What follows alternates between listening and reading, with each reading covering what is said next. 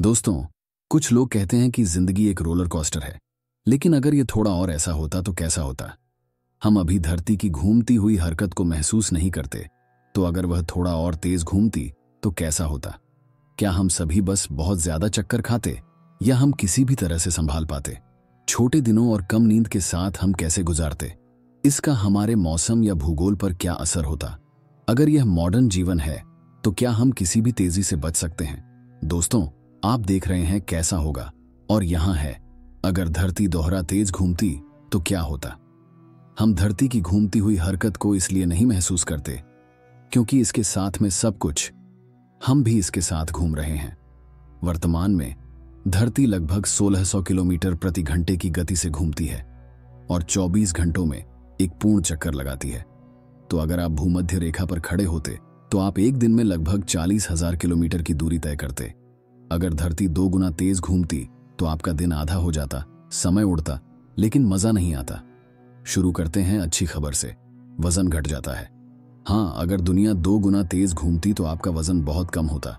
रोजाना धरती की घूमती हुई हरकत से प्रतिवर्तन बल आपको दुनिया से गिरने की धमकी देता है, लेकिन भगवान का शुक्र है कि गुरुत्वाकर्षण मजबूत है और आपको जमीन पर रखता है। भूमध्य रेखा पर आप लगभग आधा किलोग्राम कम वजन करते हैं क्योंकि वहां धरती ज्यादा तेज घूमती है, जिससे गुरुत्वाकर्षण थोड़ा कम होता है। तो अगर धरती 2 गुना तेज घूमती तो हम सब बिगेस्ट लॉसर बन जाते हैं। दोस्तों, क्योंकि अब चीजें और भी खराब होने वाली हैं। अपने पसंदीदा टीवी शो को याद करो और ये सोचो कि तुम कभी भी अगला एपिसोड नहीं देख पाओगे।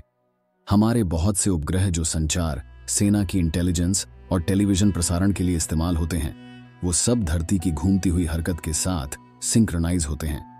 छोटे बदलाव से भी उनको अपनी कक्षा से बाहर घूम जाने का खतरा होता है। लेकिन आजकल कौन टीवी देखता है जब दिन सिर्फ 12 घंटे के होते हैं। क्या तुम सोचते हो कि तुम 4 घंटे नींद की जगह सिर्फ 8 घंटे सो सकते हो, और तीनों भोजन की जगह सिर्फ 1 या 2 भोजन। इंसान को नए समय और नए कैलेंडर तैयार करना पड़ेगा, क्योंकि अब साल में 365 दिनों की जगह अब वह 730 होंगे। दोस्तों, उम्मीद है कि 2 गुना ज्यादा छुट्टियां भी होंगी।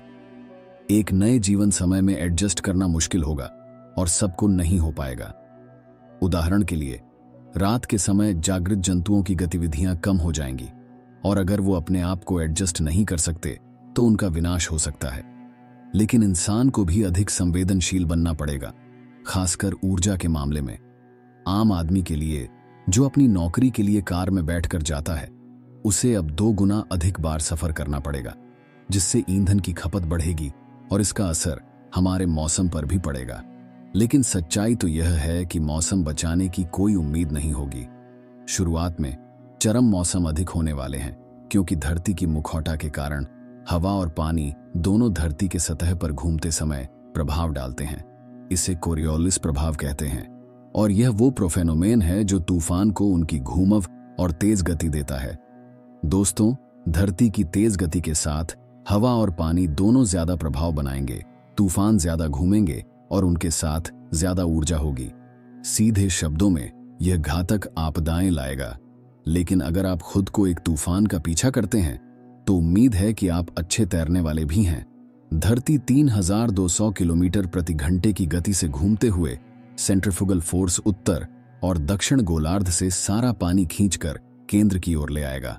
देश जैसे कि Ecuador, Colombia, Venezuela, Brazil, Kenya, Indonesia, Singapore और ऑस्ट्रेलिया अधिकतम रूप से या पूरी तरह से डूब जाएंगे। दोस्तों, इसके अलावा केंद्रीय क्षेत्र में कम गुरुत्वाकर्षण और अधिकतम गीलापन होगा, जो दुनिया की कमर पर एक घनी कोहरा और लगातार बारिश को पैदा करेगा। तो अगली बार जब आपका दिन लंबा हो तो खुशी महसूस करें कि वह छोटा नहीं था। हमारी जीवन शैली इस पर निर्भर करती है। 24 घंटे एक दिन, 365 दिन एक साल में।